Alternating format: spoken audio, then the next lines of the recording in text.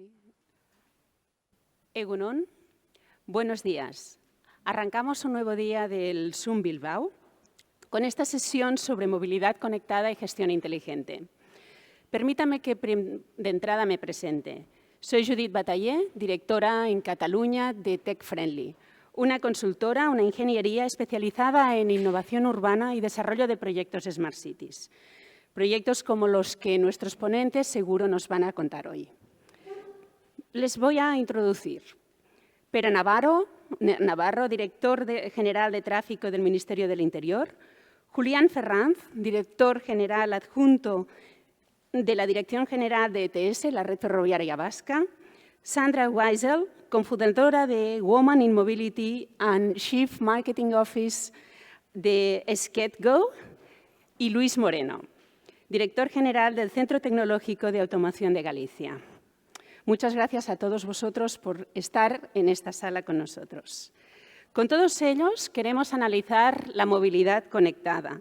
Queremos intentar entender por qué todas estas nuevas tecnologías nos ayudan a mejorar nuestros servicios, nuestra interconexión con los diferentes modos de transporte. Cómo podemos mejorar nuestros sistemas de utilización de esos servicios, de ticketing, de utilización de pagos. Cómo mejoramos nuestra calidad de vida y nuestra seguridad. También cómo ayudan a los operadores y a los gestores de nuestras ciudades a mejorar la planificación del transporte. Ayer nos decía el teniente de alcalde y concejal de movilidad del Ayuntamiento de Bilbao, Alfonso Gil, nos decía: existe actualmente un cambio de filosofía en la movilidad que supone un cambio de fisonomía de nuestras ciudades. La vemos cada día, todos los que viven en Bilbao, y la pudieron escuchar de su alcalde también ayer. Nosotros en Tech Friendly, y tengo aquí mi compañero que trabaja todos los temas de movilidad, hemos podido ver en esta última convocatoria del MITMA para la instalación de zonas de bajas emisiones, cómo han proliferado proyectos Smart City, cómo han querido también nuestras ciudades implementar proyectos de movilidad conectada o movilidad eléctrica. Proyectos que seguro nuestros ponentes van a poderles explicar mejor. Me gustaría darle la palabra de entrada a Pere Navarro y recordar una frase que dijo, que le oí decir hace muy poco, cómo toda la movilidad conectada, toda la movilidad eléctrica puede ayudarnos, es la gran apuesta para la seguridad en nuestras carreteras. Pere Navarro, su turno.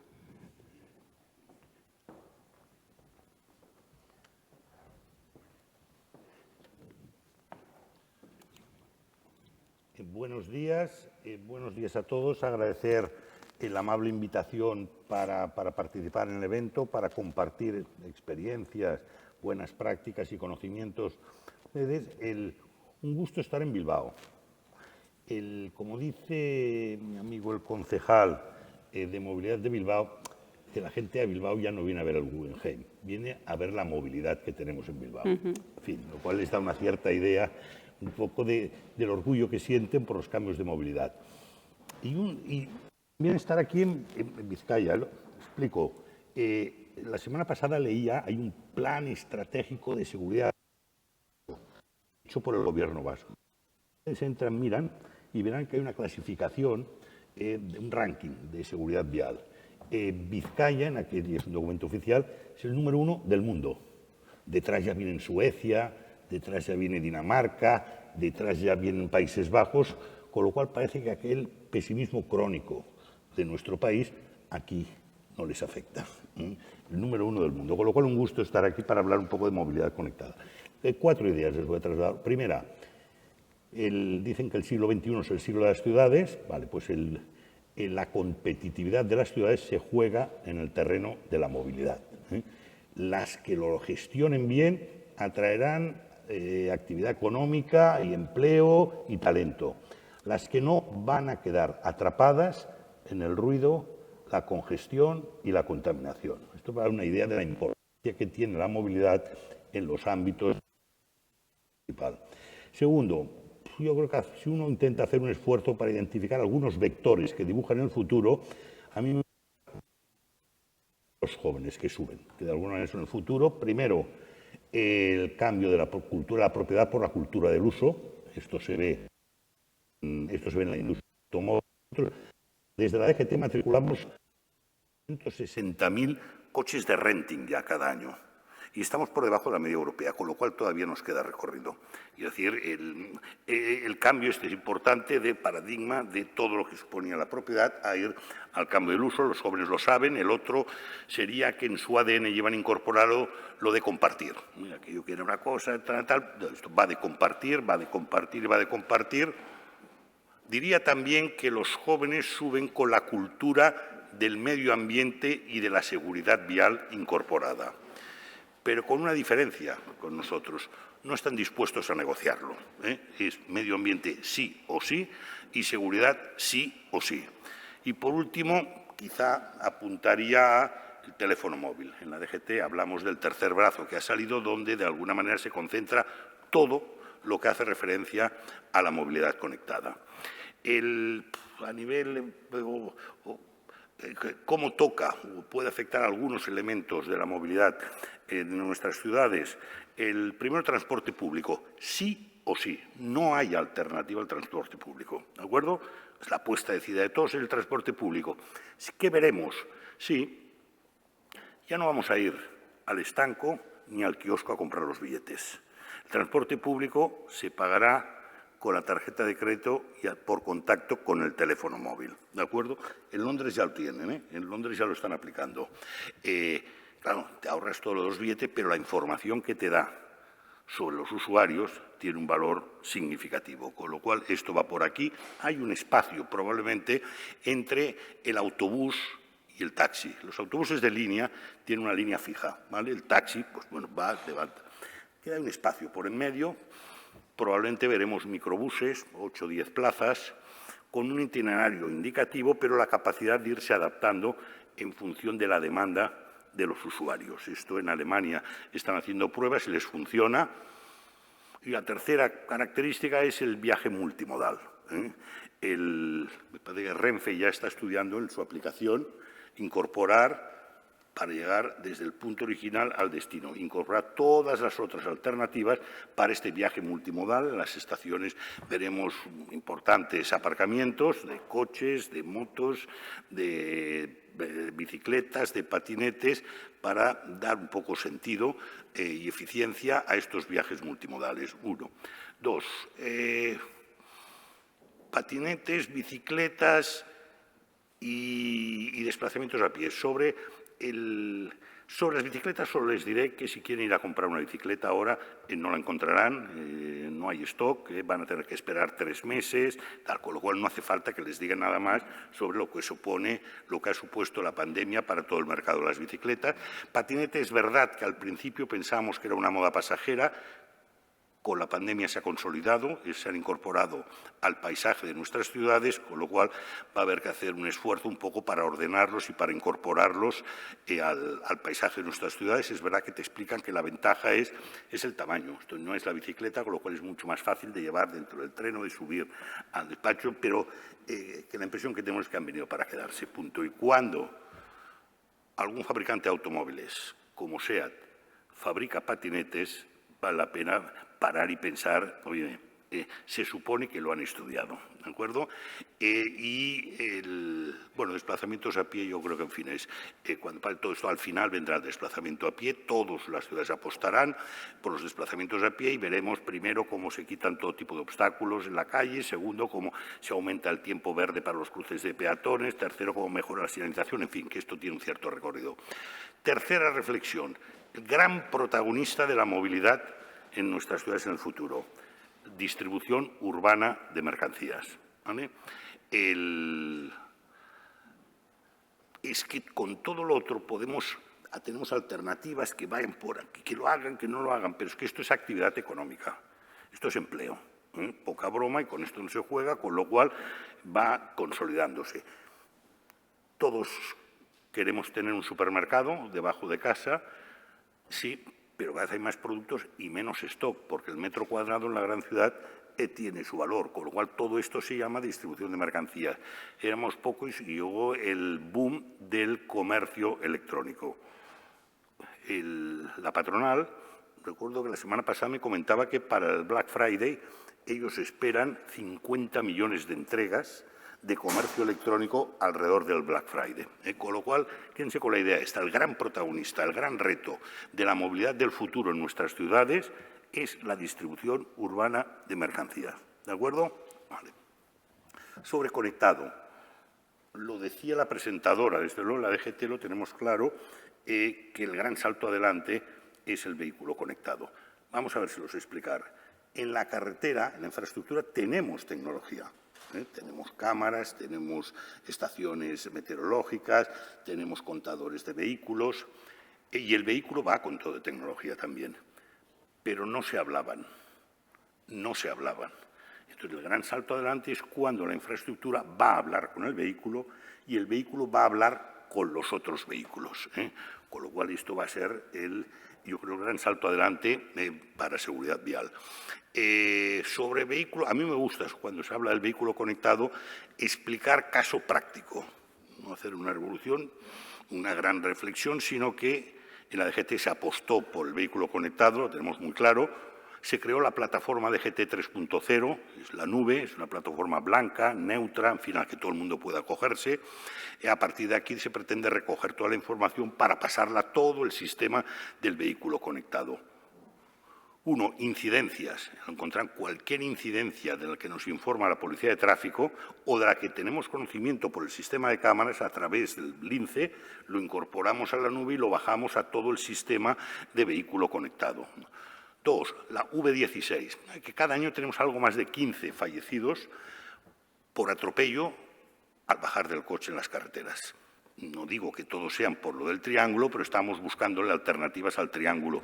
Aquel que hay que colocar es la V16, no has de bajar del coche, desde una luz, se ve desde mucho antes que el triángulo, sí, pero emite una señal de geolocalización que va a la nube y de allá baja todo el sistema del vehículo conectado, con lo cual, mucho antes de llegar a ver el vehículo, aquel que está inmovilizado, sabrás que allá hay un vehículo inmovilizado.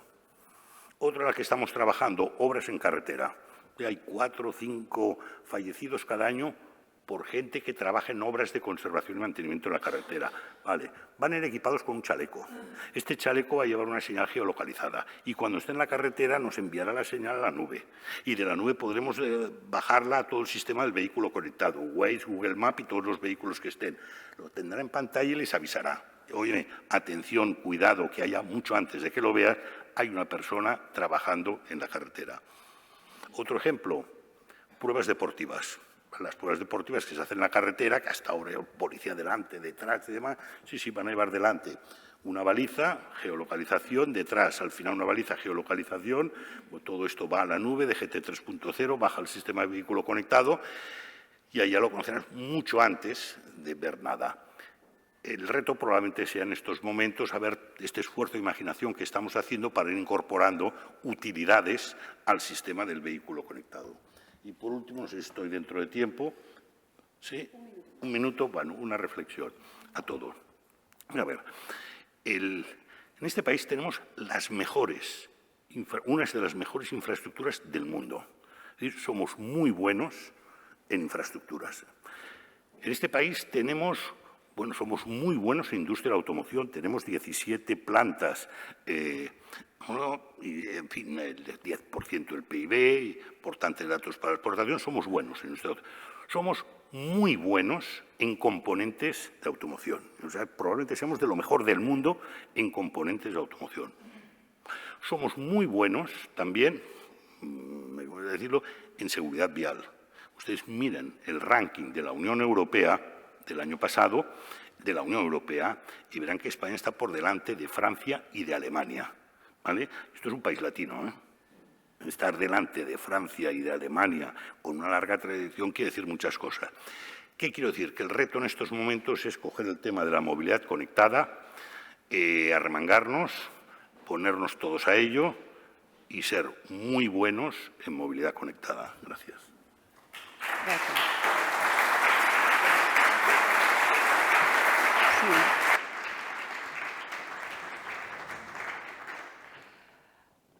Espera, antes de pasar a Julián la palabra, sí me gustaría, has anotado un tema, cómo la nube puede también ayudar a otras plataformas a tener información directa de esas carreteras y, por lo tanto, entre todos poder mejor gestionar las incidencias o que los ciudadanos podamos planificar de otra manera nuestras rutas. Esto es ya un hecho, es algo que estáis trabajando. Hablabas de Waze, entiendo que Google también. Sí. Vamos a ver, yo creo que el reto está en no tener todo de plataformas aisladas, cada uno con suyo y con su negocio. Y hay un momento, esto es un tema de interés público. Atención, porque yo creo que en el futuro hay una idea potente, es el interés público y general. Vuelve el interés público y general. Entonces, cuando entre todos decimos, este es un tema de interés público y general, aquí tiene que aparecer la Administración, integrar a estos diferentes operadores con diferentes intereses y ofrecer este punto de integración que es el gran salto adelante. Perfecto. ¿Y es algo que ya estáis trabajando en ello? Bueno, nosotros estamos en ello desde hace un cierto tiempo, por eso lo hicimos. Porque cada uno iba haciendo la suya, diciendo, vamos a hacer una plataforma neutra, marca blanca, gratis, porque es lo que le toca hacer a la Administración. Empujar, tirar del carro y facilitar un poco esta transición. Muy bien, muchas gracias. Pues dejemos que Julián, vamos a pasar a Julián la palabra para que nos cuente dentro del sistema ferroviario cómo se está trabajando estas nuevas tecnologías.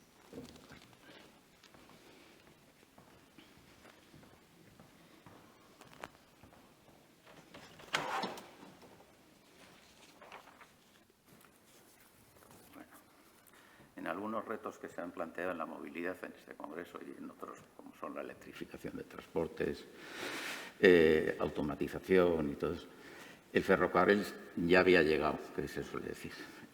Lo que pasa es que el ferrocarril ha aducido durante muchos años de una inercia no inversora, que se puede decir que duró prácticamente 50 años, desde los años 20 hasta los años 70, y ha partido con una situación mala. Las infraestructuras envejecidas y un servicio casi marginal dentro de lo que había sido el crecimiento de las ciudades. El Gobierno vasco ya hace muchos años fue consciente de eso y una visión que hizo un poco avanzada a su tiempo apostó por el ferrocarril de manera importante. La idea primera fue el Metro Bilbao, que todos la conocemos, y con posterioridad el sistema ferroviario en general. Eso llevó, para contarlo rápidamente, a la creación en su momento de una pequeña empresa pública, Inmevisa, que se atrevió a gestionar la construcción del Metro Bilbao, con el apoyo de todas las instituciones. Ahí fue fundamental el apoyo del Gobierno, Diputación, ayuntamientos, y con posterioridad, avanzando en la misma idea, la creación de ETS. ETS en este momento es un ente público que depende del Departamento de Planificación Territorial, Vivienda y Transportes, que tiene 280 empleados. O sea, es un ente público pequeño, no tenemos nada que ver con la Ertzaintza o Osakidetza, y que, por otro lado, tenemos una estructura de presupuesto un poco particular. Tenemos un presupuesto de gasto, que es el que nos permite mantener la red, que incluye Metro Bilbao, 250 kilómetros de ferrocarril dispersos por el País Vasco, los tranvías de Bilbao y Vitoria. Tenemos un presupuesto de gasto de 35 millones. En ese presupuesto de gasto, que están los sueldos de todos los empleados, evidentemente, incluye también el presupuesto de un área de ETS que es minoritaria, 50 personas más o menos, que se dedica a la construcción de planificación y construcción de infraestructuras ferroviarias mayoritariamente. Eso lleva a que nuestro presupuesto de inversión triplica el de gasto, que es alrededor de 125 millones de euros al año. Y que además, pues, dentro de ese mismo esquema, recibimos encomiendas por colaboración con el Ministerio de Fomento. Estamos construyendo pues, todo el ramal guipuzcoano de la Y Vasca, que nos ha llevado a presupuestos de inversión de hasta 300 millones de euros adicionales al año.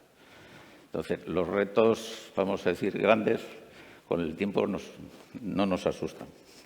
Entonces, El Gobierno vasco sigue apoyando ese esfuerzo en el ferrocarril, precisamente porque creemos que es la forma de responder al transporte público en este momento.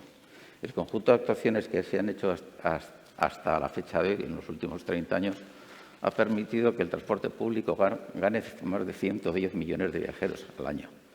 Eso significa, por hacernos una idea, 300 y pico mil coches entrando a las ciudades que no entran. Hay que decir que ese crecimiento del transporte ferroviario se ha producido sin decremento de los otros medios de transporte público. El autobús sigue moviendo los mismos viajeros que movía, incluso han crecido. Hemos sido conscientes después, porque no se puede decir que fuera planificado, aunque algunos modelos de transporte lo decían, que eso crea un bucle, vamos a decir, beneficioso. Porque la captación de viajeros para el transporte público permite desahogar el tráfico en las ciudades. Desahogar el tráfico en las ciudades permite que los ayuntamientos aprovechen la oportunidad para incrementar la peatonalización, limitar las plazas de aparcamiento, y en ese aspecto ha hecho un esfuerzo enorme en los últimos años, que a su vez induce una reducción también del tráfico por disuasión, ya no hay dónde aparcar. Y, a su vez, eso motiva un crecimiento del transporte público, y en particular el ferroviario, que suele ser el que tiene mayor reserva de capacidad. Este bucle beneficioso se basa en que tienes que convencer a la gente de que tome el transporte público. La apuesta que se ha hecho desde el Gobierno vasco y aquí es la calidad de ese transporte. ¿Qué significa calidad del transporte? Pues que tú tienes que ofrecer a los usuarios los que quieren. Normalmente suele ser seguridad, en el sentido de seguridad física y puntualidad, seguridad de cumplimiento de horarios, y algunos servicios mínimos, como por ejemplo que ahora estamos trabajando en ellos, conectividad, que cada vez es más apreciada. La gente, si no tiene una red wifi para poder seguir conectado, es difícil que se pase al transporte público. ¿Qué significa eso para nosotros? Que la mejora la tenemos que apoyar sistemáticamente en innovación. Entonces, tenemos ayer una compañera, la directora de innovación de TESE, explicó un sistema de reducción de ruido, porque también tenemos que ser conscientes que el impacto que genera el tráfico en el entorno hay que mitigarlo. Pero estamos trabajando también en otros aspectos menos conocidos que permiten incrementar la fiabilidad del ferrocarril. En este momento tenemos un proyecto gestionado por Compra Pública Innovadora. Intentamos predecir los desprendimientos en los taludes, de lo mismo el ferrocarril que carretera, con 2 sistemas en competencia, y esperemos llegar a buen término. Eso nos permitirá aumentar la fiabilidad del sistema. El sistema en este momento, de todas maneras, ya tiene una fiabilidad superior al 99%. Lo que pasa es que el 99%, con el número de circulaciones de trenes que tenemos, significa un promedio de un incidente al día, lo cual es un problema. Tenemos también otros elementos que nos da problemas de fiabilidad, son los pasos a nivel. En ese aspecto, ya hace 2 años implantamos un sistema nuevo basado en visión artificial de detección de obstáculos en pasos a nivel, que permite que el tren frene antes de llegar al paso y evitar, por tanto, el incidente. Eso recibe un premio de innovación internacional como mejor empresa innovadora del sector público a nivel mundial. Tenemos también en marcha sistemas de visión artificial en escaleras mecánicas, porque es bastante, si la gente se cae en una escalera mecánica, aparte que se puede hacer bastante daño, da una imagen de calidad del transporte mala.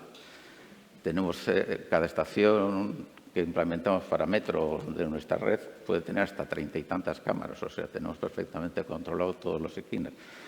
Lo que pasa es que eso implica que es casi imposible que un operador de videovigilancia vigile simultáneamente ese número de cámaras. Tenemos algún 1000 de cámaras en el sistema metro.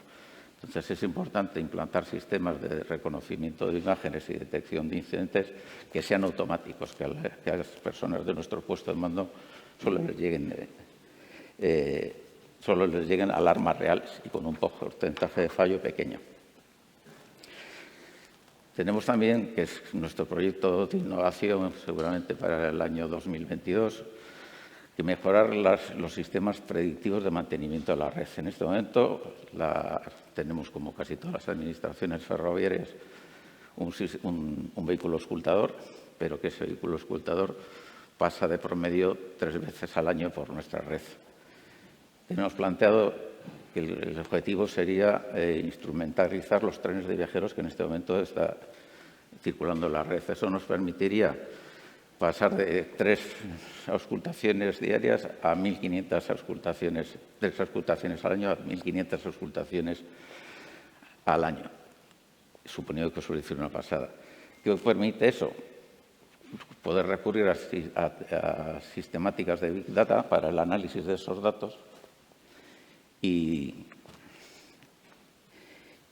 poder detectar las causas que en este momento no somos capaces de averiguar.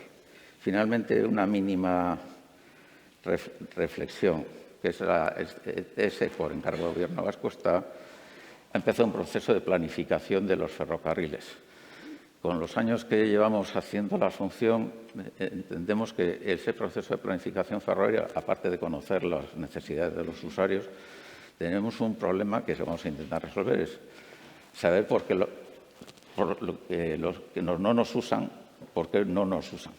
O sea, tenemos en este momento una penetración, pues que en el transporte público de Vizcaya es del 60%. Respecto a la movilidad motorizada en el globo metropolitano, el transporte público tiene más del 50% de captación de la movilidad, pero nos falta ese 45% que tenemos que atraerle. Sabemos que es una cuestión de buscar sus necesidades e innovar para darle servicio. Muchas gracias.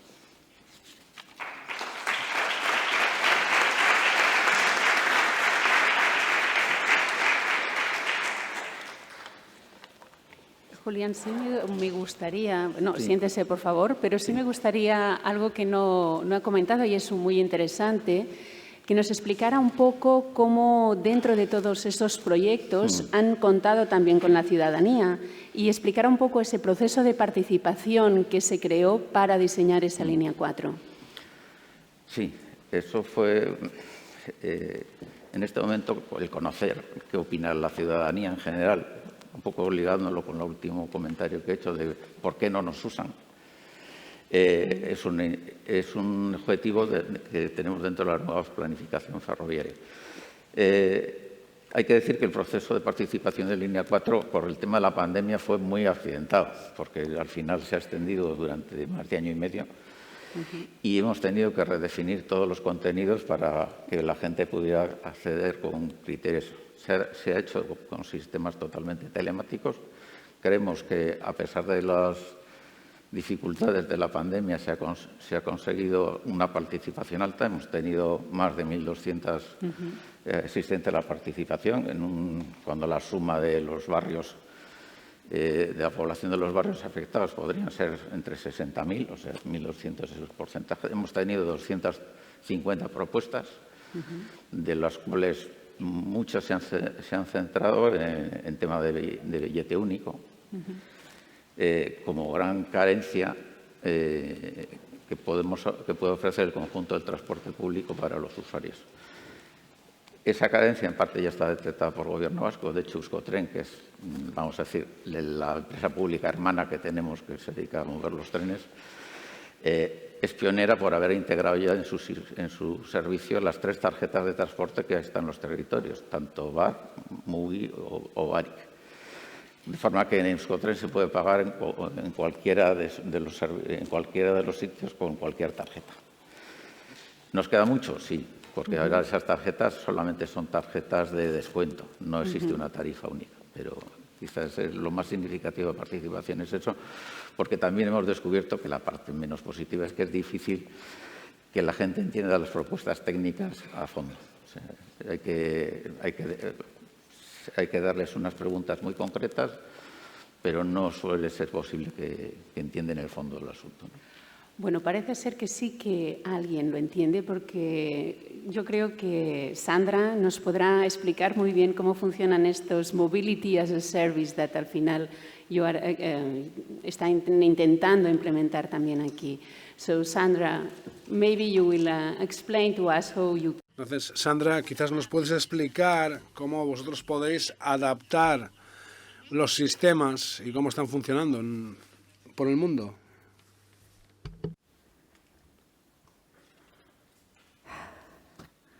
Well, thank you very much. Bien, muchas gracias por haberme invitado. Es mi primer consejo presencial desde que llegó el COVID. Pero bueno, ahora estamos vacunados, todos estamos vacunados, así que me siento bastante segura. Y estoy muy contenta de ver a tanta gente aquí reunida para hablar de cómo hacer que la movilidad sea más conectada. Y yo creo que todos compartimos esta visión de que hemos llegado al tope, que no podemos seguir haciendo las cosas como las hacíamos en el pasado, y porque esto ya está empeorando nuestra calidad de vida, no mejorándola. Nuestra esperanza de vida es más corta en las ciudades. Entonces, bueno, está claro que tenemos que hacer algo con este asunto. Por lo tanto, este congreso es una gran oportunidad para recibir muchas opiniones e ideas. Esta es una estadística que he sacado de un estudio británico y el coronavirus no ha ayudado en esta situación porque, por un lado, teníamos mucha más gente que se estaban desplazando y, bueno, muchos iban en bicicletas, en motos, pero mucha gente sigue utilizando el coche porque les da miedo utilizar el transporte público. Entonces, en el Reino Unido hay una situación muy difícil porque cada vez se utilizan más los coches en las carreteras. No sé cómo es la situación en España, pero me imagino que sigue habiendo también gente que tiene miedo a utilizar el transporte público. Entonces, vamos a hablar de movilidad como servicio y qué es lo que Mobility as a Service, qué es lo que puede hacer para ayudar en esta situación y para asegurarnos de que todos estamos hablando de lo mismo. Cuando hablamos de Mobility as a Service, de la movilidad como servicio, he utilizado la definición de la Mass Alliance. No sé si conocéis la Mass Alliance, os recomiendo que echéis un vistazo a su sitio web porque hacen un gran trabajo de movilidad como servicio. Y lo entienden como la integración de diferentes modos de transporte en un servicio único, accesible por demanda. Y es un servicio centrado en los usuarios.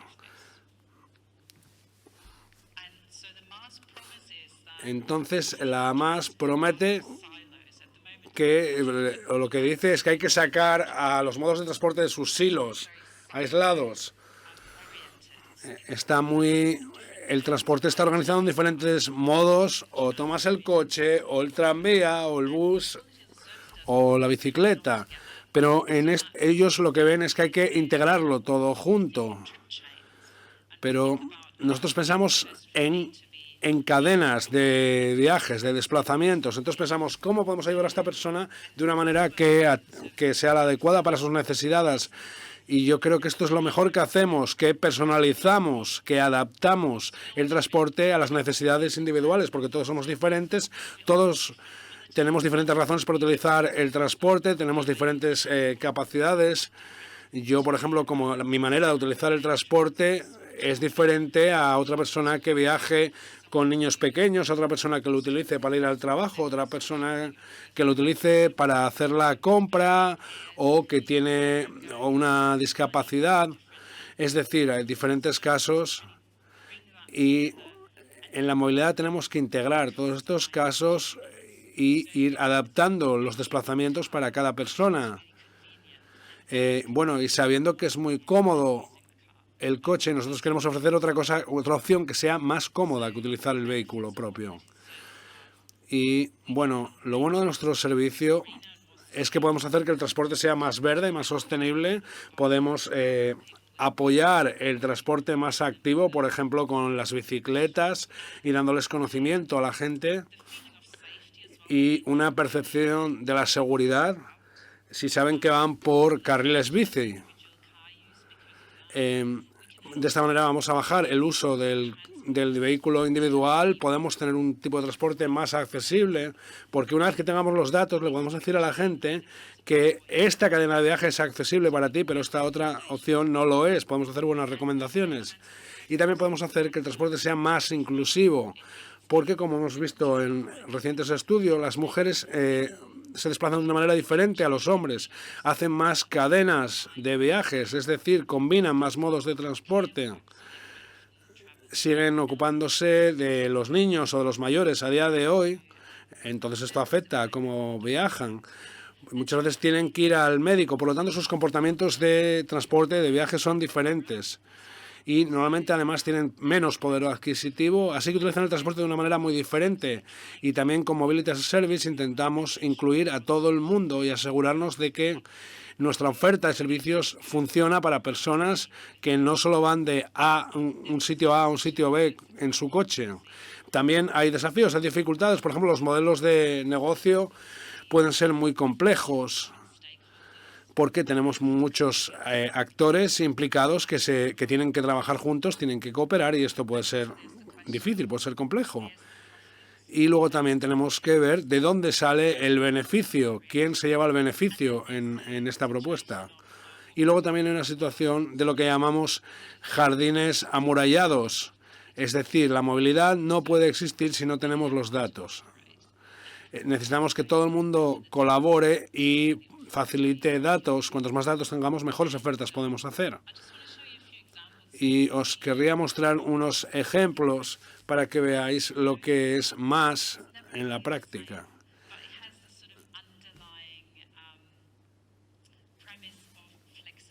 Bueno, esto se basa en una premisa de flexibilidad, es decir, podemos customizar nuestras soluciones de la aplicación para que el usuario pueda priorizar unos desplazamientos o, por ejemplo, la velocidad, el coste, criterios de este tipo, la accesibilidad, también cuando elegir trayectos en los que hay menos aglomeración de personas, que ahora es muy importante. Con el COVID, de esta manera lo que queremos hacer que el viaje, el desplazamiento sea más personal, más personalizado para esos usuarios. En la práctica, por ejemplo, esto es un proyecto que lo hicimos para Leicester, para la ciudad de Leicester, en el Reino Unido, que están muy implicados con los desplazamientos activos, están apoyando las bicicletas, tienen garajes de reparación de bicicletas gratuitos y hacen formaciones de ciclismo.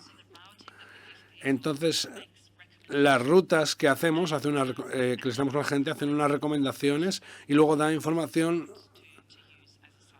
de cómo es de buena esa ruta para utilizarla en bicicletas. Este es otro proyecto que hicimos para varias ciudades de los Países Bajos y estos se centran en la intermodalidad porque tienen muchos tipos diferentes de transporte y quieren combinarlo todo en una misma oferta, de manera que la gente no tenga que utilizar 5 aplicaciones, sino que lo puede utilizar todo en la misma aplicación y combinar estos modos. Esto es un proyecto por el que yo tengo mucho entusiasmo. Son en realidad 3 proyectos que lleva una organización en el Reino Unido que se llama Phoenix y se centra en la movilidad y en la seguridad, es decir, en colectivos que normalmente se quedan olvidados cuando se hace el planeamiento del transporte. Esto se centra en los desplazamientos de personas con movilidad reducida y también hay otro proyecto que es para los desplazamientos rurales. Y la diferencia con estos proyectos es que puedes utilizar una aplicación, pero no es necesario, porque no todo el mundo tiene un teléfono inteligente o sabe utilizarlo. Así que también puedes utilizar el teléfono para comprar el billete y luego pagar al conductor. Por lo tanto, esto es muy tecnológico, pero también muy poco tecnológico y de esta manera cubre a un gran colectivo, no solo a los usuarios de teléfonos inteligentes, y también se centra en las personas con dificultades de acceso, con dificultades de desplazamientos. Por ejemplo, se utilizan también vehículos más pequeños en este caso, y en este proyecto también es muy diferente.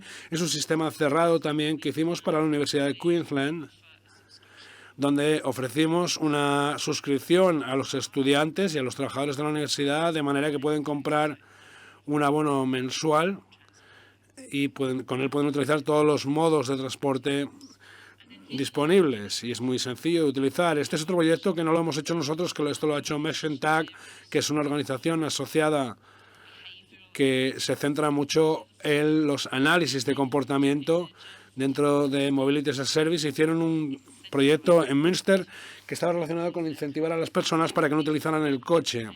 Entonces, con esta aplicación puedes ir recopilando lo que ellos llaman tokens de carbono o monedas de carbono, y estos los consigues cuando vas utilizando modos de transporte activo, vas caminando o vas en bici, y luego puedes utilizarlos para conseguir descuentos.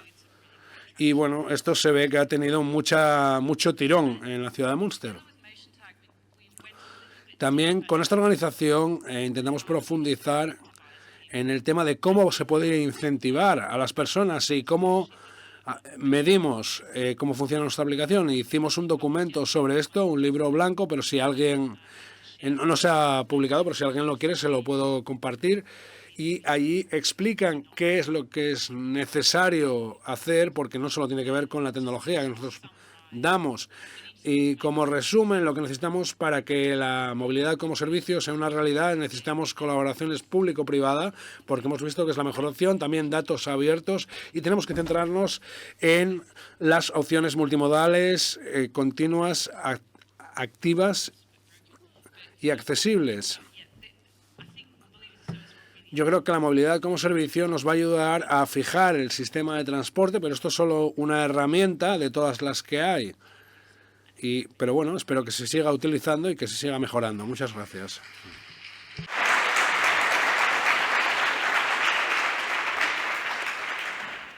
Just before finishing with your presentation. Antes de acabar con tu presentación, Sandra, todos estos ejemplos que nos has mostrado eran de ciudades. Todos se habían implementado en ciudades. Entonces, ¿qué pasa con la gente que tiene que entrar a la ciudad a trabajar? Porque ayer vimos que 1 millón de personas tiene que entrar con sus vehículos a Barcelona todos los días, 500.000 en Toledo entran con su coche todos los días. Entonces, ¿cómo se pueden implementar este tipo de proyectos alrededor de la ciudad? Espera, déjame acabar porque no sé si esto que voy a traducir al español lo que acabo de decir.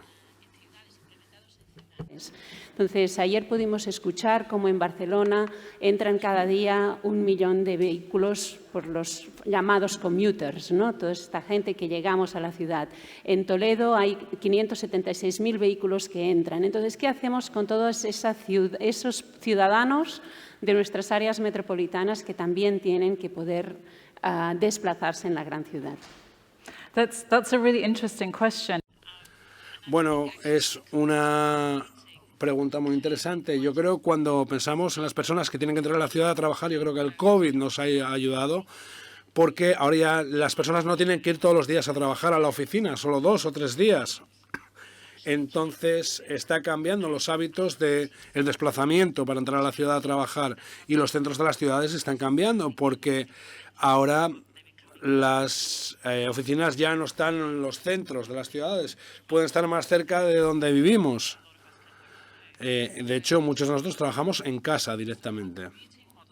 Entonces, todo el sistema de desplazarse a trabajar ha cambiado. Entonces, el modelo antiguo que se basaba en la premisa que vas de un punto A a un punto B, es de casa al trabajo y luego de vuelta, bueno, pues esto ya no funciona. Entonces, tenemos que ocuparnos de esto cambiando nuestros hábitos de transporte, nuestros entornos de trabajo, y también hay que pensar que el transporte rural es una historia diferente. Normalmente no tienes tantas opciones de transporte, no tienes bicicletas compartidas ni patinetes compartidos. Entonces, ahí lo que necesitamos son soluciones prácticas que le solucionen la papeleta a la gente, y a veces podemos pensar en los minibuses, quizás y que estén bien gestionados y estén donde la gente los necesita. Yo creo que hay algunas pruebas que han funcionado muy bien. En algunos sitios se han hecho con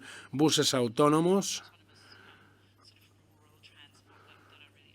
a veces se han visto algunos ejemplos de vehículos autónomos funcionando en entornos rurales que han funcionado muy bien.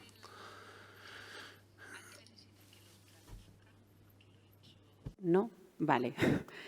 Pues vamos a seguir con la presentación de Julián, porque yo creo que estamos conectando muchas cosas gracias a nuestro móvil, pero podemos ir un poco más allá, ¿no, Julián? Ay, Luis, por favor. Claro que sí. Sí, ¿no? Nos hablarás de futuro, tú. Creí que nos íbamos a otro lado ya o algo así. No, lo voy a hacer desde aquí. Bueno, ante todo, buenos días. Egunon. Yo voy a centrarme, curiosamente, en la tecnología, porque yo soy de CETAG, Centro Tecnológico de Automoción de Galicia, y explicaros todo lo que se necesita para todas las iniciativas, necesidades que mis antecesores han hablado, ¿no? Un capítulo de agradecimientos, por supuesto, a la organización de Zoom y a colegas y amigos que seguramente más por la amistad que por el interés tecnológico han venido a oír esto, pero bueno, intentaré responder a vuestros intereses. Bueno, la situación y la perspectiva de la movilidad inteligente, todos la hemos hablado, todos las entendemos. Yo diría que efectivamente uno de los criterios de concentración en las ciudades puede ser una obligación de respuesta desde el punto de vista de la movilidad, ¿no? Y también de la movilidad sostenible. El tráfico urbano es evidente que va a tener un incremento y cada vez más, y bueno, también la actual situación nos ha indicado que el movimiento de pasajeros y de mercancías en las ciudades crece exponencialmente, ¿no? Y por supuesto ante estos retos, pues como siempre hay riesgos, oportunidades, dificultades, ¿no? Y es por eso que bueno, nosotros lo que defendemos es los entornos saludables, inteligentes y una movilidad eficiente y segura. Bueno, dicho esto, es evidente que las carreteras son un elemento clave para responder a todas las necesidades de movilidad, y la situación y las perspectivas de la movilidad inteligente pasan por la interacción y la vertebración del sector automoción en el mundo de las carreteras, ¿no? Datos, ¿no? En el 35, pues el 25% estará conectado, y en Europa se habla de que en el año 25 todos los vehículos nuevos ya están conectados, ¿no? Todas esas tecnologías embarcadas, pues lo que obligan es a la interacción de los vehículos con los vehículos con las infraestructuras, incluso de los vehículos con los usuarios peatones. Pues todo esto hay que responderlo, y con tecnología. Es lo malo, ¿no? Pero lo malo para uno es lo bueno para nosotros, ¿no? Las tendencias de movilidad son estas, está clara, entre otras muchas, ahí ponemos puntos suspensivos. La electromovilidad es evidente, la conducción autónoma, la comunicación del coche con todo, como decíamos, infraestructura, vehículo, personas, la movilidad a la demanda, ¿no? La propiedad a veces se cuestiona, necesitas coche, ¿no? Lo necesitan, bueno, pues ya veremos cómo evoluciona todo esto. Y luego los nuevos conceptos de última milla, ¿no? Desde el punto de vista de transporte de personas y de mercancías, ¿no? La mensajería, el incremento del e-commerce y todo esto, pues es evidente que va a repercutir en la movilidad, ¿no? La gestión urbana e inteligente de la movilidad, y por lo tanto la transformación de las ciudades o de las infraestructuras y cómo van a interactuar los actores de esa movilidad, ¿no? Los distintos vehículos, el incremento de la edad media y por tanto la adaptación a esas necesidades de esos colectivos cada vez en los que ya casi estamos todos, para mejorar esos accesos y ese uso bueno, ¿no? Y bueno, y luego pues soluciones de micromovilidad, ¿no? Que hay urbana, pues bueno, pues efectivamente las bicicletas, los monociclos, los patinetes. Bueno, pues todas estas tendencias en movilidad, ¿cómo las respondemos desde CETAG? Nos presentamos como un centro de desarrollo privado independiente dedicado al sector de la movilidad y automoción, y tenemos fundamentalmente 4 áreas de actividad, que son los materiales y los procesos de fabricación, los ensayos, la seguridad pasiva y la electrónica y la ITS. Unos datos, bueno, hoy en día somos más de 800 tecnólogos, la mayoría ingenieros y doctores, unos 70 millones de inversiones acumuladas y, bueno, tenemos una actividad internacional importante y nuestro mercado se reparte tanto entre los OEMs como la industria de componentes y nuevos otros sectores de transporte, ¿no? Como son, bueno, pues autobuses, motos y todo esto. ¿Qué competencias tenemos y queremos seguir desarrollando? Bueno, pues las tecnologías de conectividad. Por ejemplo, la implantación del 5G nos va a traer unas facilidades de un intercambio de datos.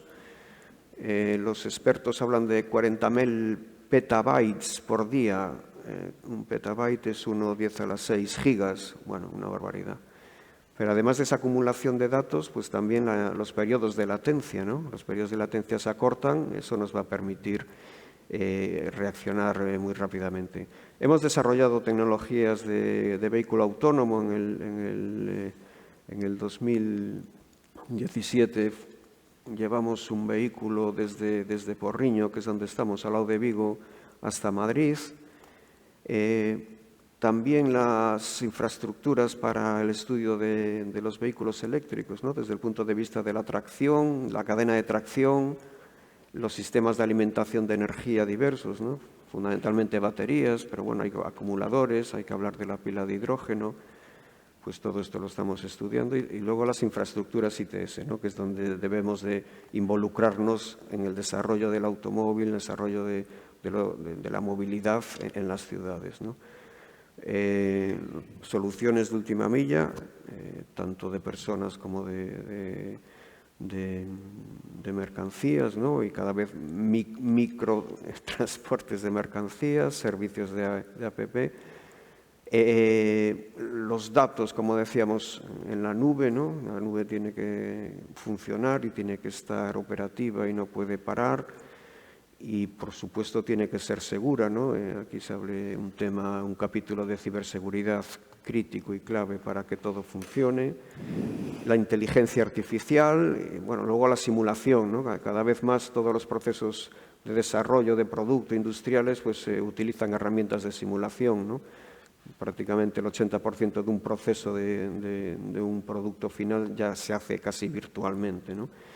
Y luego la user experience, la interacción entre el hombre y la máquina, pues que es lo importante, ¿no? Que cuando las personas entren en los vehículos no entren en cabinas de aviones con millones de botoncitos, sino todo lo contrario, ¿no? Sea fácil, accesible, cómodo, ¿no?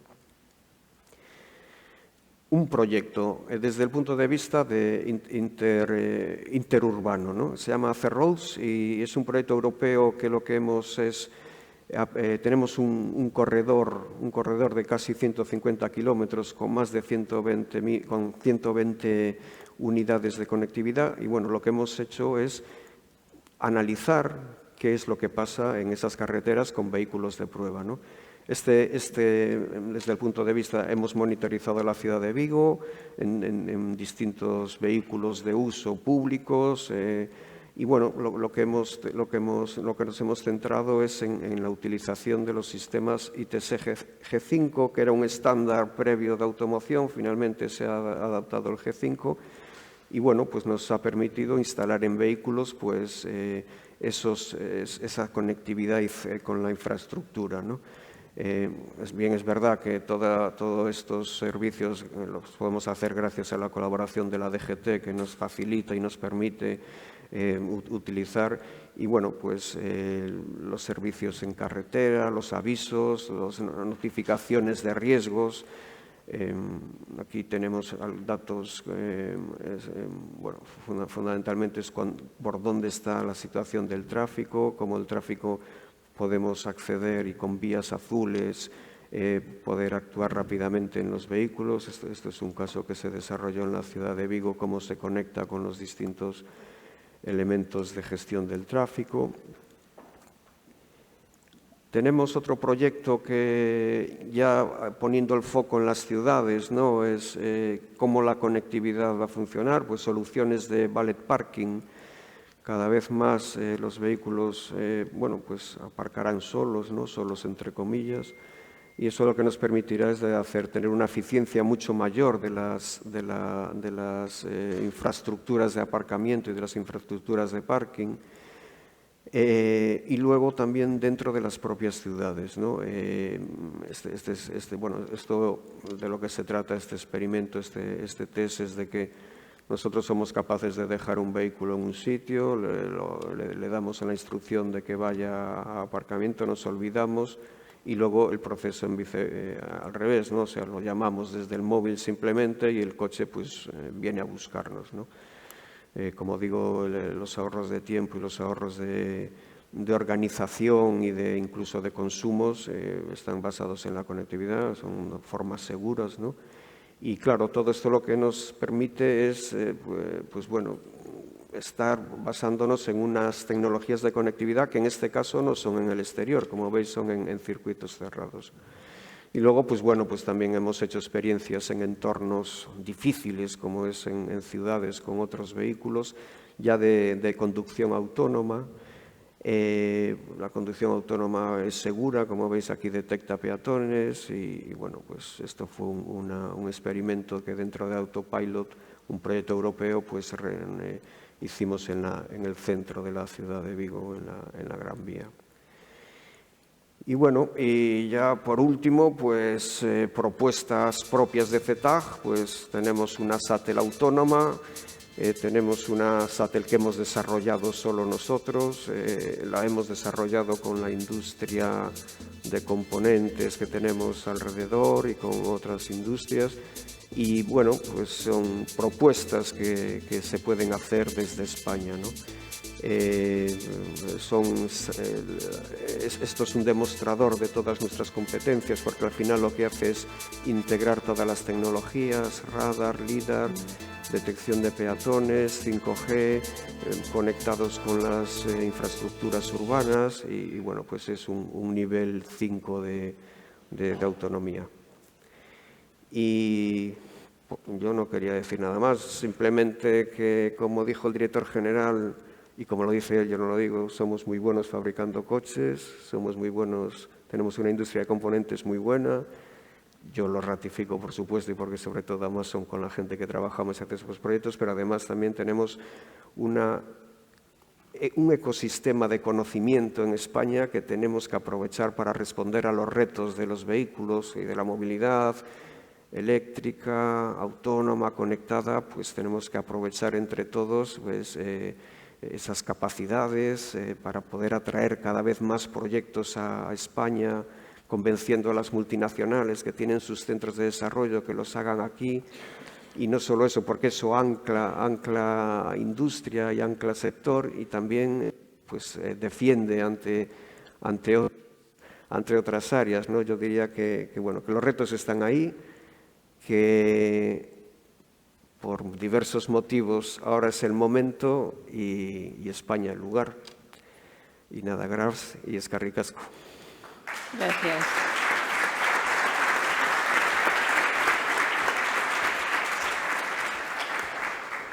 Luis, tuve la suerte de participar en un proyecto de vehículo autónomo en Cataluña hace unos años y algo que me sorprendió es cómo todas las entidades que están trabajando en este tipo de vehículos ya no le llaman vehículo autónomo, sino ellos se consideran integradores de sistemas, que es algo que has utilizado ahora mismo.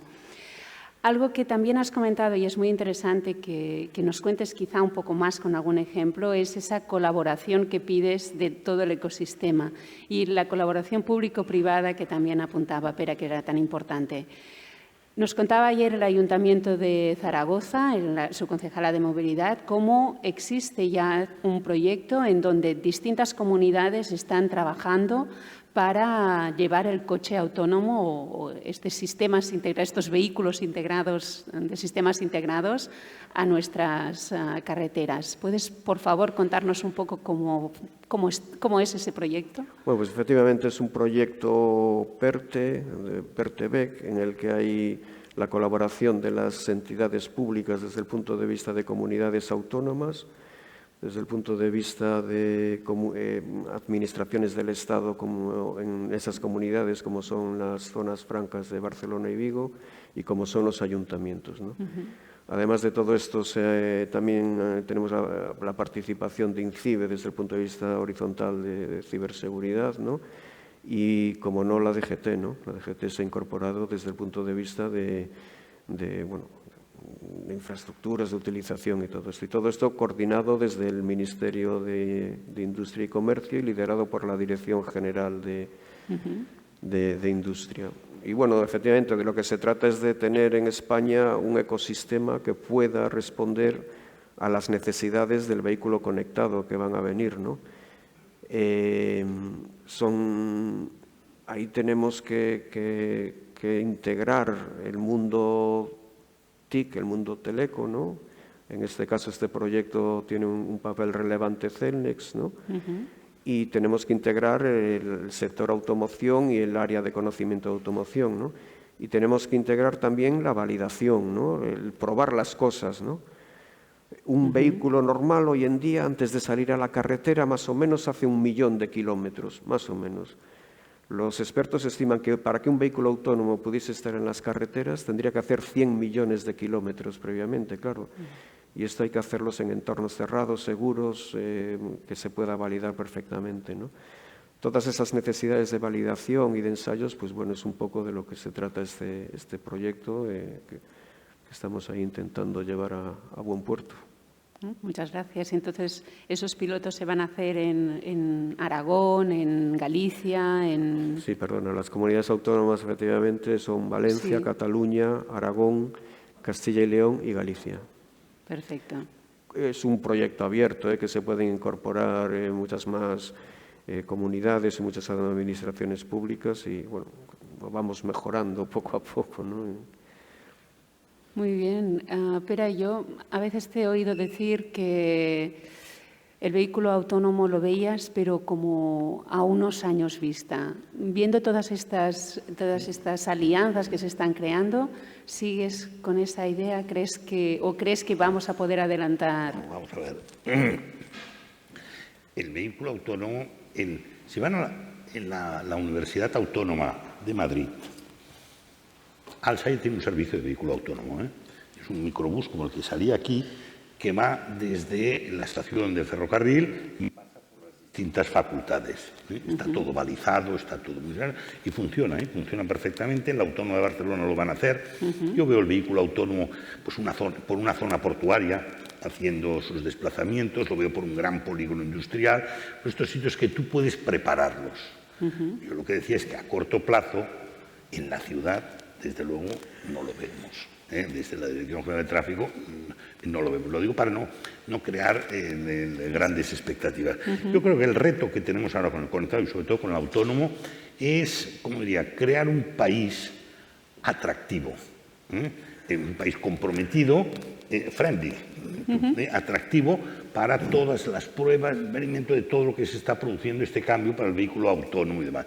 Yo creo que ese es el gran reto, un poco darle una cierta cobertura jurídica y tener unas infraestructuras. Y creo que lo estamos haciendo. Vosotros tenéis estos corredores. En Cataluña hay también ya unos corredores que están preparados y a disposición de todos los que están haciendo pruebas. Yo creo que este es, de alguna manera, el camino. Luego también, sobre todo esto del conectado, en Barcelona hay un proyecto, está bien, me parece que hay como más de 300, estamos desde la DGT, tenemos todos los de transporte público, los autobuses, tenemos los taxis, tenemos los de correos y tenemos de muchas empresas que van recogiendo datos, son vehículos que están todo el día circulando y que van todo el día recogiendo datos, ¿vale? Pero luego va a la nube y luego ahora se trata de procesarlo porque nos da una información de la ciudad, del tráfico, de cómo funciona, de la infraestructura, de los puntos de riesgo y demás, excepcional. Al final uno tiene la impresión de que todo esto, y esto tú lo dominas, es datos. Tengo que obtener datos que tenemos muchos. 2, la comunicación, la nube para almacenamiento de estos datos y la inteligencia artificial con el software un poco para trabajarlos. Y esto es lo que hay detrás de todo este movimiento que estamos haciendo hacia el vehículo conectado y autónomo. vehículo autónomo también, esto lo saben los de la industria de la automoción, hay los sistemas de ayuda a la conducción, ADAS, sistemas de ayuda avanzada a la conducción. Bueno, hubo una primera jornada de ayuda avanzada a la conducción, ha dado un resultado espléndido. En el año 2019, por primera vez en la historia de este país, han habido más fallecidos por accidente de tráfico entre peatones, ciclistas y motoristas que en 4 ruedas. Mira que el tráfico es de las 4 ruedas. ¿Por qué? Por el esfuerzo que ha hecho la industria de la automoción para garantizar la seguridad, la mejora de la seguridad del conductor y los ocupantes del vehículo. El año que viene, el 6 de julio del 2022, entra en vigor una resolución europea que pone en marcha 19 ADAS más. Y estos ya van dirigidos a la protección del vulnerable. Y todo esto son escalones que vamos subiendo para ir hacia el coche autónomo. Sí. Hay algo que están hablando también, han salido varias veces, es los datos, ¿no? Esa gestión de datos que solo ha sido Sandra que explicaba de qué manera, bueno, también lo ha dicho Pera, de qué manera nos pueden ayudar también a mejorar la información que damos a nuestros ciudadanos. Eso es importante porque, bueno, algo lo siento, pero vengo de Barcelona y vengo con grandes huelgas de Renfe, en donde ha sido como muy difícil tener información al día. Entonces, ¿cómo creen entre todos si nos pueden dar ideas de cómo podemos hacer llegar a nuestros sistemas ferroviarios también que puedan ofrecernos esos datos que nos ayuden a los ciudadanos también a utilizar mejor nuestros servicios o planificar mejor nuestras rutas en tiempo real? A nivel operativo, están consiguiendo esos datos, mejora la seguridad, mejora la planificación, pero ¿cómo podemos hacer también? Lo comentaba antes. Yo creo que vamos a un escenario en el que tú pagarás por contacto con el teléfono móvil. Con lo cual, el operador tendrá toda la información tuya de tus viajes que vas haciendo. El día que haya un problema, él tiene tus datos, te podrá informar de forma personalizada sobre las incidencias que puede hacer en tu viaje diario. Entonces, esto es un poco el escenario al que deberíamos ir, al que parece lógico ir. Pero eso te podrá, ¿no? Ahora, por ejemplo, aplicaciones como Waze, como decía, o el mismo Google nos ayudan ya a conocer esas incidencias, o nos decía Sandra también, las aplicaciones, los ejemplos que ha mostrado, cómo dan información también al ciudadano. Entonces, no sé, por ejemplo, Sandra, ¿do you send information? ¿Envías información al transporte público para poder ofrecer esta información a los ciudadanos diariamente, en tiempo real, de forma que ellos puedan organizar sus viajes mucho mejor, especialmente si hay algún tipo de incidentes? Sí. Estábamos hablando de que cuando tenemos un incidente, cuando tenemos un problema en el sistema, cómo podemos utilizar estos datos para informar a nuestros ciudadanos.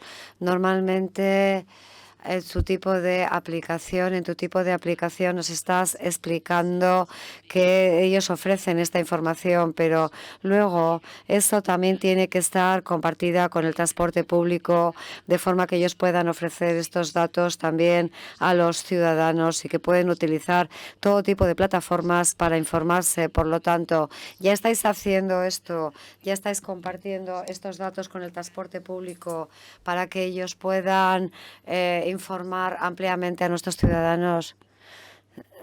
¿Qué tengo que usar bien? Bien, simplemente esto es una pregunta excelente.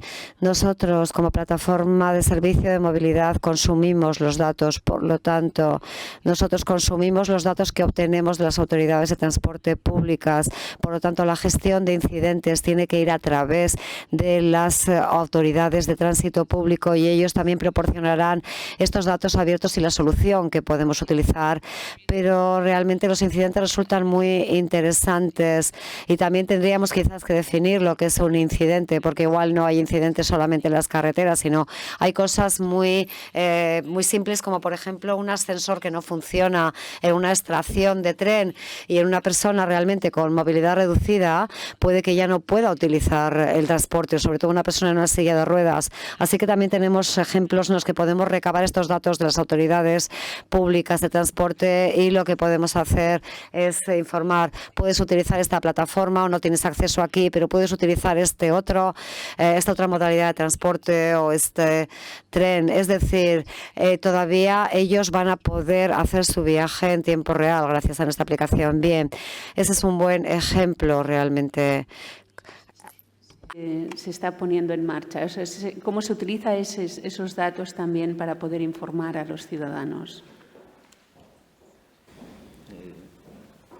El mundo ferroviario comentaba que ha sufrido una falta de inversión durante muchos años. Uno de los temas que queda pendiente de hacer inversión seria es la cobertura inalámbrica. Nosotros en este momento la capacidad de transmisión de datos del tren y hacia el tren está limitada por la capacidad de las redes de comunicaciones. Vale. Cuando sales de zonas muy urbanas, tampoco la cobertura de las redes es todo lo buena que desearíamos. Es un trabajo que hay que hacer. Desde la Unión Europea se está trabajando en ello, creando un nuevo estándar de comunicaciones para el sector ferroviario, que el existente actualmente se había quedado antipado, así de claro. Esperemos que los 3-4 próximos años haya un cambio bastante notable en ese aspecto, donde se eliminen los cuellos de botella de capacidad y permita no solamente tener los datos, que ahora los tenemos, sino poderlos repartir a todos los usuarios, ¿no? Pero es un aspecto pendiente todavía. Claro, vale, ahí va. Muchas gracias. No sé si alguien del público saben que tiene una aplicación, si alguien del público quiere hacer alguna pregunta, y si no, yo continuaré con mis preguntas. ¿Sí? Por favor. ¿No? Bien, pues sí que me gustaría, estamos en una sesión de movilidad sostenible, y algo que no se ha tratado suficientemente para mí en este congreso de momento es todo lo que hace referencia a la economía circular.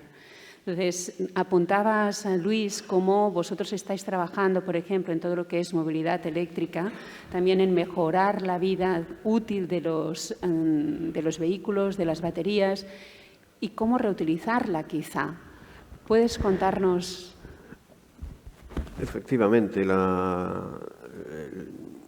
digamos, la economía circular en el sector de automoción no solo pasa por el reciclado, la reutilización de las baterías o de la segunda vida de las baterías, ¿no? Que es un tema que estábamos ahora viendo y que debemos de seguir desarrollando. También los propios materiales de los que están realizados los vehículos y la utilización de cada vez más materiales bio y con materiales composites que también permiten una reciclabilidad y una reutilización. Y bueno, y luego las propias emisiones, ¿no? Pero que bueno, que es un tema que ya está ahí, ¿no? Y que está resolviéndose de forma, desde el punto de vista de quizás una transición del vehículo de combustión interna hacia un vehículo de combustión eléctrica, ¿no? Seguramente, pero bueno, no solo la electricidad, el hidrógeno también, y el hidrógeno verde también es otro vector importante que se debe de ir estudiando. Los superacumuladores también como alternativa a las baterías por cuestiones de peso. Bueno, yo creo que el aligeramiento de los vehículos también influye de forma importante en el tema de emisiones, por lo tanto también los materiales es otro campo de innovación. Bueno, es como el sector de automoción, pero vamos, yo creo que es una preocupación general de la industria, ¿no? De intentar reducir las huellas que tenemos por ahí de carbono sobre todo y bueno, pues sobre todo el hacer una economía sostenible, ¿no? Y Julián, en términos ferroviarios, ¿cómo estáis adaptando medidas de economía circular también? Bueno, el material móvil ferroviario, por centrar a hablar de él, tiene un ciclo de vida muy superior a otros medios de transporte. lo normal es que un vehículo ferroviario dure 30 años y si ese vehículo ferroviario se somete a actualizaciones, no sé qué, pues tanto Renfe como nosotros en un momento ha habido vehículos con 40 y 50 años. Es un estándar europeo, pero los tranvías de Viena han tenido esa vida útil. En Alemania es habitual que también los vehículos de transporte ferroviario tengan vidas muy extendidas. Además, luego resulta que tienen una segunda vía. Los trenes que se retiran tanto aquí como en España muchas veces se venden en otros países donde la tecnología no está tan avanzada por problemas de mantenimiento. Que comprar un vehículo avanzado implica un mantenimiento en electrónica que hay países que no son capaces de hacerla, ¿no? Prefieren vehículos, entre comillas, de segunda generación. La serie 3500 de Euskotren sigue rodando, creo que en Cuba y en algún sitio más, ¿no? Evidentemente, la reciclabilidad de los materiales que tienen alta resistencia y todo eso es muy alta. Aunque se achatarra el tren, la recuperación, creo, el último dato es el 95% del peso del tren pasa a ser reutilizado en la industria de una u otra manera, ¿no? Estamos trabajando ya también en el ciclo de vida de las infraestructuras, que es hacer que los materiales que se retiran de la vía, balasto, todo eso, se puedan volver a instalar, utilizando también, que no lo he comentado, tenemos programas de I+D también relacionados con la utilización de subproductos de la industria en el ferrocarril, balasto siderúrgico. Es un mundo al que tenemos que llegar. Tenemos la suerte de que, por la propia idiosincrasia del ferrocarril, de alta resistencia y durabilidad de los vehículos, se ha avanzado mucho, pero evidentemente también es un tema de desarrollar. Y pero ahora en Cataluña estamos viviendo como los peajes se están desmantelando. ¿Qué vamos a hacer con todo ese material? Bueno, con el material, si son las 4 casetas aquellas en las que nos parábamos, desde hace 50 años nos parábamos en Martorell y en La Roca por aquellas casetas. Es la anécdota, era un poco por entrar, por hacerte también entrar. La foto, retirando las casetas, tiene una potencia política considerable, con lo cual, si no se ha hecho, ha sido por problemas administrativos de la tramitación del contrato, del que va a llevar la gestión y que ha tardado y que es donde va a retirar esto. Se van a retirar las casetas, esto sin ningún problema. Es verdad que en estos momentos tenemos un aumento del tráfico en la tal, con un problema, sobre todo en los fines de semana, que ya lo teníamos también. Hay una cierta autorregulación con el tema del tráfico. Los que hemos trabajado con el tema del tráfico sabemos que de vez en cuando hay unas puntas, no sé qué, que luego la gente se busca alternativas porque no quiere estar allá. Nada, lo que pasa es que allá sí creo que el gran tema que tenemos pendiente todos es que hacemos la conservación y el mantenimiento de las carreteras, de las grandes vías. Aquí hay quien dice, no, porque es que si se pone algún tipo de peaje, entonces la gente se irá a la carretera secundaria y aumentarán los accidentes. No nos equivoquemos. Cuando aumentan los accidentes es si no resolvemos el tema de no podemos garantizar una buena conservación y mantenimiento de nuestras carreteras. Este es el tema, el riesgo que tenemos un poco de cara al futuro. Luego, una referencia un poco, porque aquí se hablaba del problema que hay a la entrada y la salida. Pues que gestionamos el tráfico en estos momentos. Primero, se ha recuperado el tráfico prepandemia. Atención, porque se ha recuperado el tráfico prepandemia. Es verdad que ha bajado algo el uso del transporte público, lo que ha llevado a algo más de uso del transporte privado, aun cuando el teletrabajo y la flexibilidad de una cosa debería completar la otra. Pero ya estamos a niveles prepandemia de tráfico. En la gestión del tráfico, en estos momentos no tenemos graves problemas. Nuestros problemas se concentran en los días laborables, de 7:30 a 9 en la entrada de las grandes ciudades y de 5 a 7:30 de salida. ¿Qué es lo que es oportuno? Hemos hecho algunas reflexiones hoy de qué podemos hacer para esto. Claro, son viajes laborables por razones de trabajo, son viajes obligados por razones de trabajo, sí, pero en la mayoría de vehículos es una persona dentro del coche. ¿Cuál es el reto que tendríamos como administración? Conseguir que vayan 2 personas en cada coche, que esto en estos momentos, con las aplicaciones, podría llegar a conseguirlo. Es verdad que el momento no es oportuno por el COVID. Ahora tú no te vas a subir a un coche de alguien que desconoces con la situación de COVID. Pero si conseguimos que en lugar de uno vayan dos, son la mitad de vehículos, la mitad de consumo de combustible, la mitad de emisiones, y sería un paso adelante para resolver este problema que lo tenemos centrado exactamente en este punto. Hay una franja horaria de entrada y salida de la gran ciudad, porque es verdad que hay gente que no tiene alternativa de transporte público y necesita el coche para entrar o salir. O quizá podríamos hacer algo que han apuntado ustedes ya en su intervención, y es intentar pensar otras maneras de que esa movilidad o que nuestras habitudes cambien. Hablaba Sandra de lo que ha supuesto el teletrabajo, el COVID, el teletrabajo, cómo estamos llegando nos estamos quedando en nuestras ciudades para también trabajar.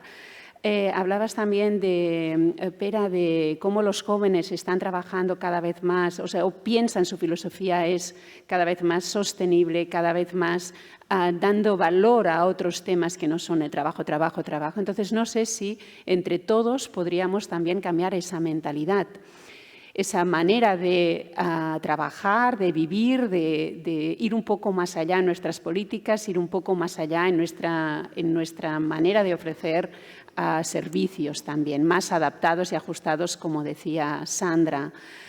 No sé cuál es su opinión, y también me gustaría, y por cerrar, preguntarles en sus respectivas compañías qué están haciendo para que todos sus trabajadores también promocionen o también utilicen esos transportes públicos, o cómo generan esos transportes flexibles para mejorar realmente ese 7:30, 9, o mejorar la manera que al final viven, ¿no?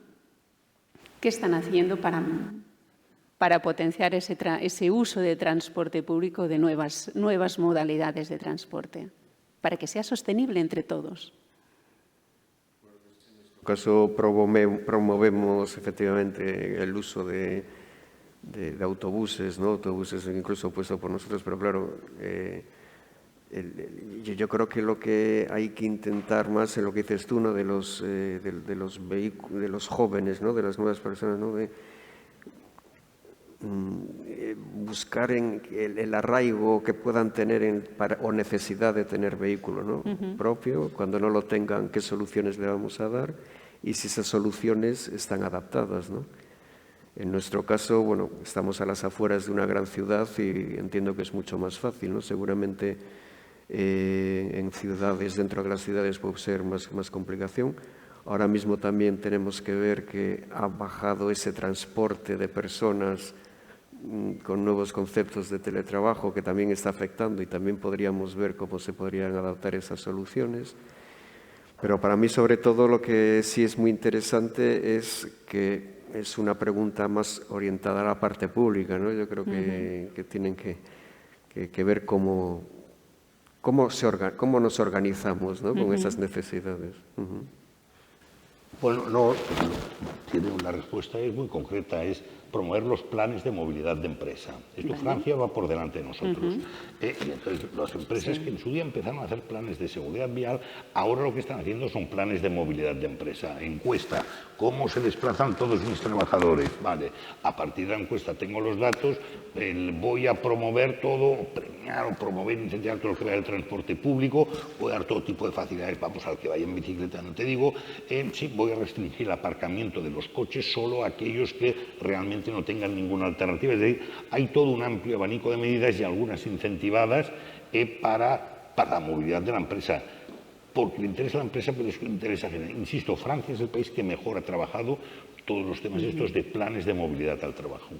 Y esto es lo que hay que promover. Hay un modelo de plan de movilidad que poco a poco está extendiendo. Es verdad que las administraciones que deberíamos dar ejemplo vamos algo retrasadas. Sí, ¿algo más, Julián, quisieras aportar?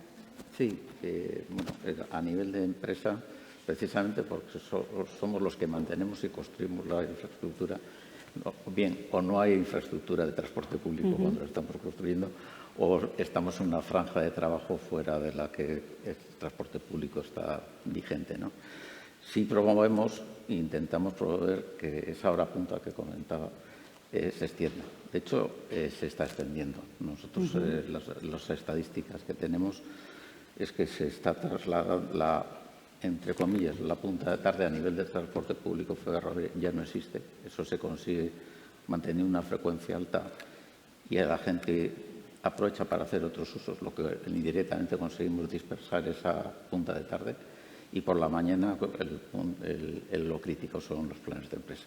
Que las propias empresas sean conscientes de que no deben coincidir con una entrada estándar como flexibilidad horaria cuando se pueda ser, o si no, a nivel de asociaciones de empresas, plantearse un escalonamiento para que esa hora punta no sea tan grande. And what about you, Sandra? ¿Tú qué me cuentas, Sandra? ¿Qué estáis implementando? ¿Cómo estáis implementando esto en vuestra empresa para promocionar el transporte público?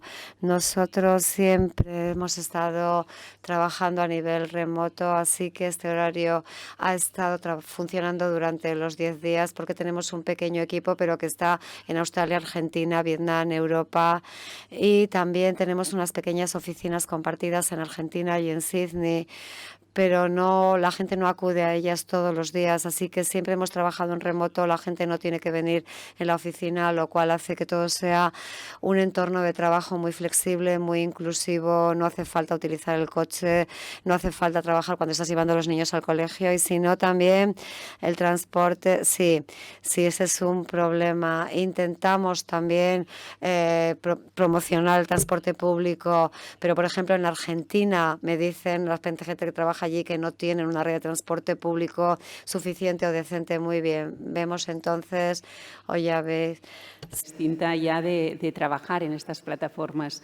No sé si queréis añadir alguna cosa más y si no, Pere, no sé si querías decir alguna cosa más. No, escuchando lo que habla de ferrocarril, hubo una decisión estratégica en este país, que es, bueno, en unos años buenos, y el país está en condiciones de invertir, y de invertir bastante en infraestructura ferroviaria.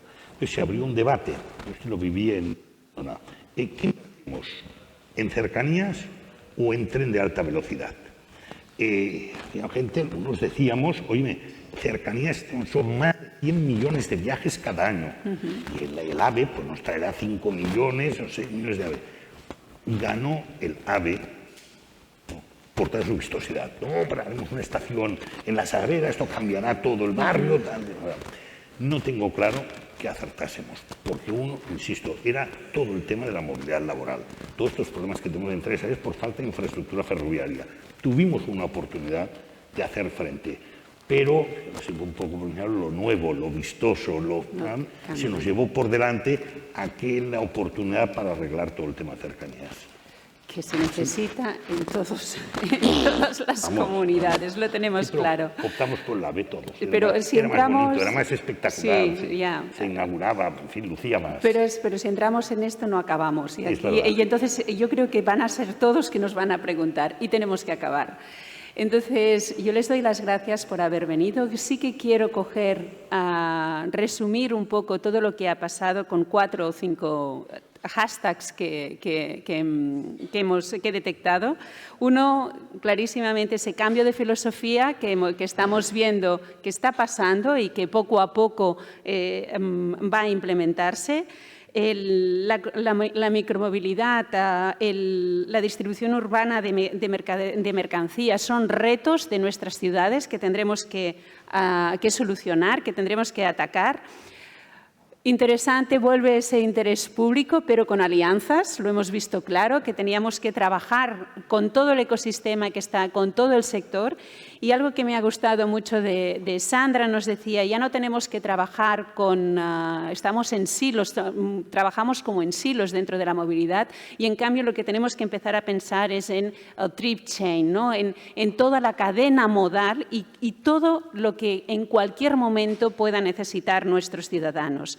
Tenemos que utilizar la información, los datos, tal como nos decía también Sandra, para mejorar nuestros servicios. Hemos visto que mejora nuestra seguridad, nuestras operaciones, pero tenemos aún mucho camino para que nuestros transportes mejoren esa información para los ciudadanos.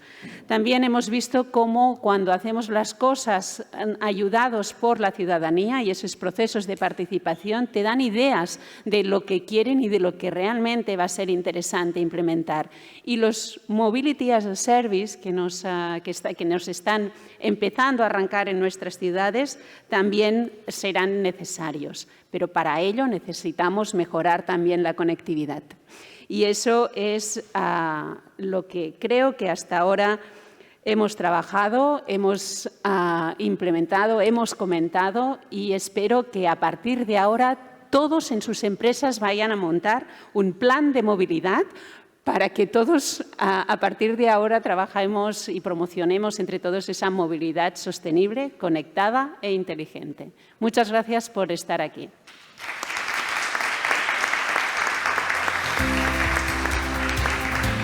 Muchas gracias. Sí.